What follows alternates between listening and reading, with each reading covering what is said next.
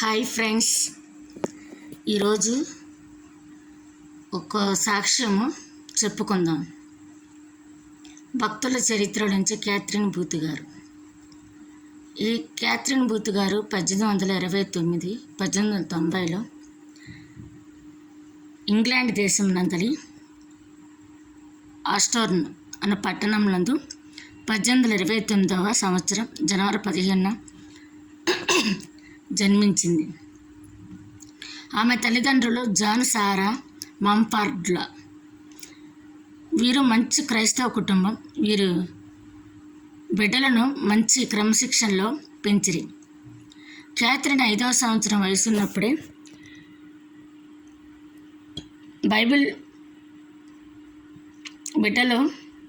Bible పెద్దగా చదివి వినిపించుచుండేది. మరియు 12వ సంవత్సరంలో వయసులో రాకముందే బైబిల్ను 8 సార్లుగా పూర్తిగా. ఆమె ప్రియమైన నేత్రములను, ఉంగరాల జుట్టును కలిగి చాలా సౌందర్యముగా ఉండేది. కానీ ఆమె అనారోగ్యమునకు గురి కావటం వల్ల 14 సంవత్సరం వయసునందే పాఠశాల ఎడవలసి వచ్చింది. అనేక నెలలు పడకనందే హాస్పిటల్లో ఉంది. సమయము వృధా చేయలేదు. కానీ ఆ పడక మీద ఉండి పుస్తకములు చదవటంలోనూ, కుట్టు పనిలోనూ సమయంను గడిపేది. అంటే తన పనిని చేసుకొని తన సమయాన్ని వ్యయపరచలేదు. క్యాథరిన్ బాల్యం నుండి దయార్థ హృదయాలు, గుర్రములను, ఇతర జంతువులను హింసించే వారిని చూసి బాధపడుచు నిర్దయగా ఉండరాదని బోధించేది. ఇతరులు ఏమనుకున్నాను తప్పులను సరిచేయుచు ఊరుకుండేది కాదు. క్యాథరిన్ చదువులోనూ, రాయటంలోనూ ఎక్కువ సమయం గడిపేది.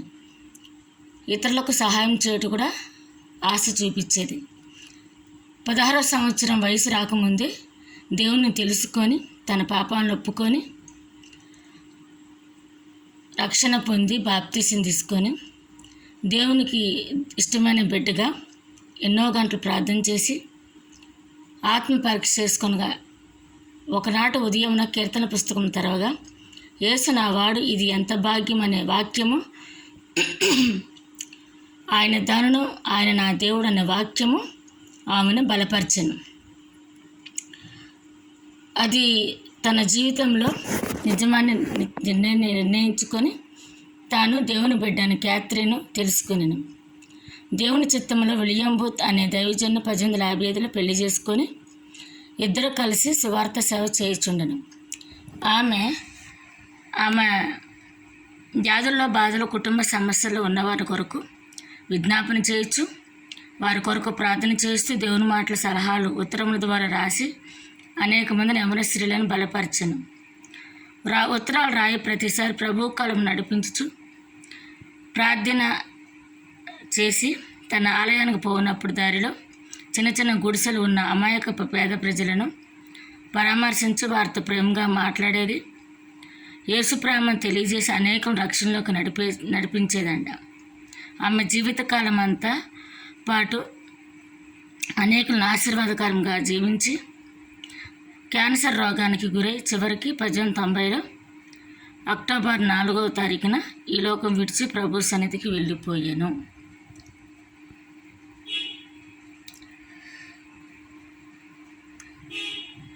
ఫ్రెండ్స్, ఈ క్యాథరిన్ బూత్ వారా అనే ఒక సేవకురాలు, మిషనరీ తన జీవితాన్ని పుట్టిన కాడి నుంచి తన కడమ చనిపోయే వరకు దేవుని సాక్షిగా నిలబడిందంట. మంచి అందమైన స్థితి కలిగింది. మంచి దైవ కుటుంబంలో జన్మించింది. బాగా చదువుకుంటుంది. తను వ్యాధుల్లోనూ, హాస్పిటల్లో కానీ, మంచంలో కానీ, ఇంట్లో కానీ ఉన్నా నాకెందుకు ఈ వ్యాధి వచ్చింది, నేను ఎందుకు మంచం మీద ఉండాల్సి వస్తుంది, ఎందుకు నేను ఈ బాధలో ఉంటాను అనుకోకుండా తనకు తాను ధైర్యపరుచుకొని పుస్తకాలు చదవటంలోనూ, బైబిల్ చదవటంలోనూ, దేవుని తెలుసుకోవటంలోనూ, కుట్టు మిషన్ నేర్చుకోవటంలోనూ ఎంతోమందికి సహాయంగా కూడా ఉండేదంట. ఇతరులకు ఎంతో సహాయం చేయాలని ఆశపడేదంట. యవన కాలంలోనే 16వ సంవత్సరాన దేవుని తెలుసుకుందంట. సేవకురాలుగా మారిందంట. సేవకుని పెళ్లి చేసుకొని ఆయన చిత్తంలోనే జీవిస్తూ అనేక మంది దేవుని ప్రేమను పంచిందండి. ఈ క్యాథరిన్ బూత్ గారి ద్వారా ఎన్నో విషయాలు మనం నేర్చుకున్నాం. మనం కూడా ఆవిడ జీవిత చరిత్ర నుంచి అనేక విషయాలు తెలుసుకొని మనము ఆ విధంగా జీవించుటకు మన కుటుంబాలు, మన బిడ్డల్ని అట్లాగా మారటానికి ప్రార్థన చేయాలి. దేవుని సన్నిధిలో ఎక్కువ శాతం ఉండాలి. అందరి కొరకు ప్రార్థించాలి. అందరికీ ప్రేమను పంచాలి. రక్షణలోకి నడిపించాలి. రక్షణ అనుభవంలోకి నడిపించాలి. ఆ రకంగా మన సాక్ష్యాలు మనం నిలుపుకుంటూ కాపాడుకుంటూ జీవించాలని అనుకుంటున్నాను. Thank you friends. ఈ వీడియో కనుక నచ్చితే కామెంట్ చేయండి, షేర్ చేయండి, సబ్స్క్రైబ్ చేయండి, లైక్ చేయండి. అనేక మందికి సాక్షులుగా ఉండాలని కోరుకుంటున్నాను. Thank you friends.